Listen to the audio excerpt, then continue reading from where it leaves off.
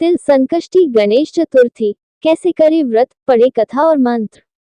प्रति वर्ष माघ मास की कृष्ण पक्ष की चतुर्थी तिथि को तिल संकष्टी गणेश चतुर्थी व्रत मनाया जाता है। इस दिन रात्रि के समय चंद्र को अर्घ्य देने के बाद ही महिलाएं व्रत खोलती हैं।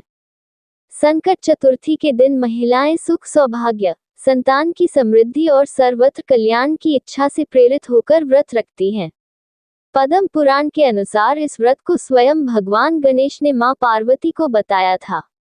वैसे तो हर महीने की कृष्ण पक्ष चतुर्थी गणेश चतुर्थी कहलाती है, लेकिन माघ मास की चतुर्थी तिल संकटा चौथ कहलाती है।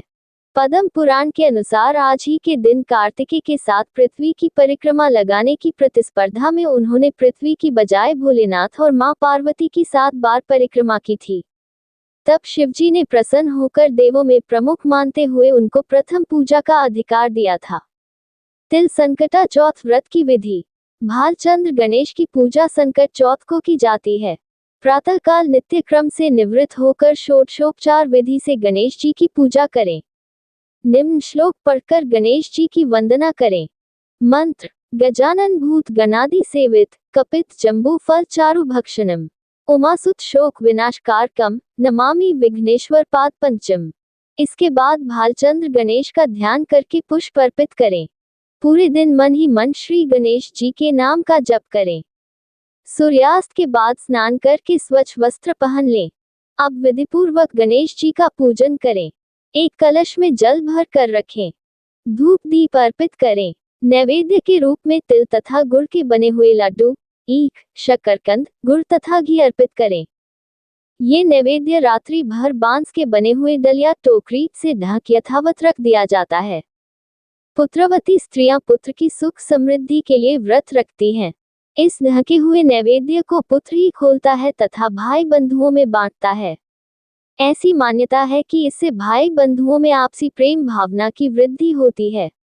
अलग अलग राज्यों में अलग अलग प्रकार के तिल और गुड़ के लड्डू बनाए जाते हैं। तिल के लड्डू बनाने हेतु तिल को भूनकर गुड़ की चाशनी में मिलाया जाता है। फिर तिलकुट का पहाड़ बनाया जाता है। तत्पश्चात गणेश पूजा करके तिलकुट के पहाड़ को तोड़ा जाता है। गणेश पूजन के बाद चंद्रमा को कलश से अर्घ्य अर्पित करें। धूप दीप दिखाएं। चंद्र देव से अपने घर परिवार की सुख और शांति के लिए प्रार्थना करें। इसके बाद एकाग्रचित होकर कथा सुने अथवा सुनाएं। सभी उपस्थित जनों में प्रसाद बांट दें। तिल चौथ की कहानी। एक शहर में देवरानी जेठानी रहती थी। जेठानी अमीर थी और देवरानी गरीब थी। देवरानी गणेश जी की भक्त थी। देवरानी का पति जंगल से लकड़ी काटकर बेचता था और अक्सर बीमार रहता था। देवरानी जेठानी के घर का सारा काम करती और बदले में जेठानी बचा हुआ खाना, पुराने कपड़े आदि उसको दे देती थी। इसी से देवरानी का परिवार चल रहा था। माघ महीने में देवरानी ने तिल चौथ का व्रत किया। 5 आने का तिल व गुड़ लाकर तिलकुट्टा बनाया। पूजा करके तिल चौथ की कथा, तिल चौथ की कहानी सुनी और तिलकुट्टा छीके में रख दिया और सोचा कि चांद उगने पर पहले तिलकुट्टा और उसके बाद ही कुछ खाएगी। कथा सुनकर वह जेठानी के यहाँ चली गई। खाना बनाकर जेठानी के बच्चों से खाना खाने को कहा तो बच्चे बोले माँ ने व्रत किया है और माँ भूखी है। जब माँ खाना खाएगी हम भी तभी खाएंगे।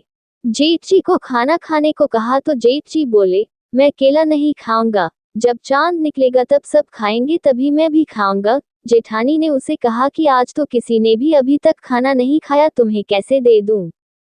तुम सुबह सवेरे ही बचा हुआ खाना ले जाना। देवरानी के घर पर पति बच्चे सब आस लगाए बैठे थे कि आज तो त्योहार है इसलिए कुछ पकवान आदि खाने को मिलेगा। परंतु जब बच्चों को पता चला कि आज तो रोटी भी नहीं मिलेगी तो बच्चे रोने लगे। उसके पति को भी बहुत गुस्सा आया, कहने लगा सारा दिन काम करके भी 2 रोटी नहीं ला सकती तो काम क्यों करती हो? पति ने गुस्से में आकर पत्नी को कपड़े धोने के धोवने से मारा। धोवना हाथ से छूट गया तो पाटे से मारा। वह बेचारी गणेश जी को याद करती हुई रोते रोते पानी पीकर सो गई। उस दिन गणेश जी देवरानी के सपने में आए और कहने लगे धोवने मारी, पाटे मारी, सो रही है या जाग रही है? वह बोली कुछ सो रही हूँ, कुछ जाग रही हूँ। गणेश जी बोले भूख लगी है, कुछ खाने को दे। देवरानी बोली क्या दूं? मेरे घर में तो अन्न का एक दाना भी नहीं है। जेठानी बचा खुचा खाना देती थी, आज वह भी नहीं मिला। पूजा का बचा हुआ तिलकुट्टा छीके में पड़ा है, वही खा लो। तिलकुट्टा खाने के बाद गणेश जी बोले, धोवने मारी पाटे मारी निमटाए लगी है, कहाँ निमटे? वह बोली, ये पड़ा घर, जहाँ इच्छा हो वहां निमट लो। फिर गणेश जी बच्चे की तरह बोले, अब कहाँ पहुंचूं? नींद में मग्न अब देवरानी को बहुत गुस्सा आया कि कब से तंग किए जा रहे हैं। सो बोली, मेरे सर पर पोंछो और कहाँ पोंछोगे? सुबह जब देवरानी उठी तो ये देखकर हैरान रह गई कि पूरा घर हीरे मोती से जगमगा रहा है। सिर पर जहाँ विनायक जी पोंछनी कर गए थे वहां हीरे केटी के व बिंदी जगमगा रहे थे। उस दिन देवरानी जेठानी के यहाँ काम करने नहीं गई। बड़ी देर तक राह देखने के बाद जेठानी ने बच्चों को देवरानी को बुलाने भेजा। जेठानी ने सोचा कल खाना नहीं दिया इसीलिए शायद देवरानी बुरा मान गई है। बच्चे बुलाने गए और बोले, चाची चलो, माँ ने बुलाया है, सारा काम पड़ा है। देवरानी ने जवाब दिया, अब उसकी जरूरत नहीं है, घर में सब भरपूर है गणेश जी के आशीष से। बच्चों ने घर जाकर माँ को बताया कि चाची का तो पूरा घर हीरे मोतियों से जगमगा रहा है। जेठानी दौड़ती हुई देवरानी के पास आई और पूछा कि यह सब हुआ कैसे। देवरानी ने उसके साथ जो हुआ वो सब कह डाला। घर लौटकर जेठानी अपने पति से कहा कि आप मुझे धोवने और पाटे से मारो।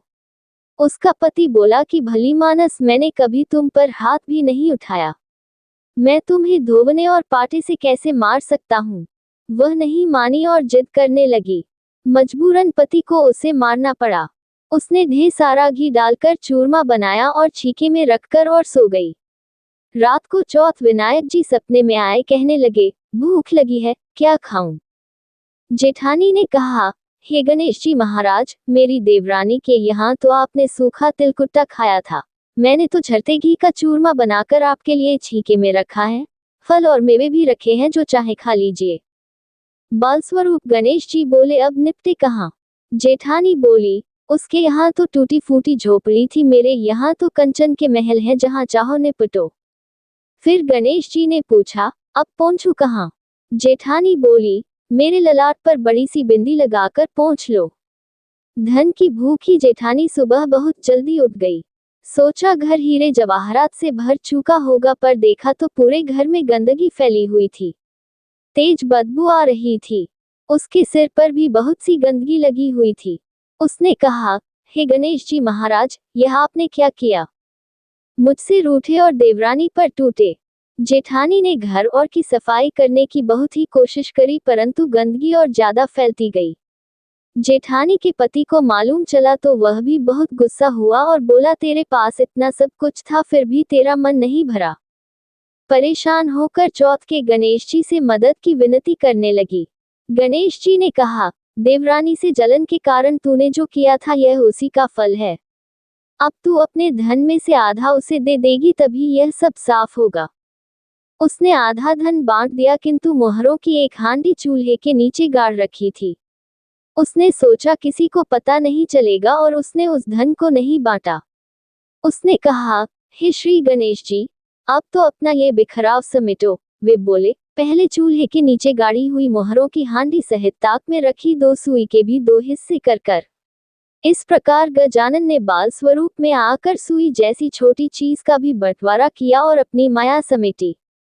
हे गणेश जी महाराज, जैसी आपने देवरानी पर कृपा की वैसी सब पर करना। कहानी कहने वाले, सुनने वाले व हुकारा भरने वाले सब पर कृपा करना, किंतु जेठानी को जैसी सजा दी वैसी किसी को मत देना। बोलो गणेश जी महाराज की जय। चौथ माता की जय।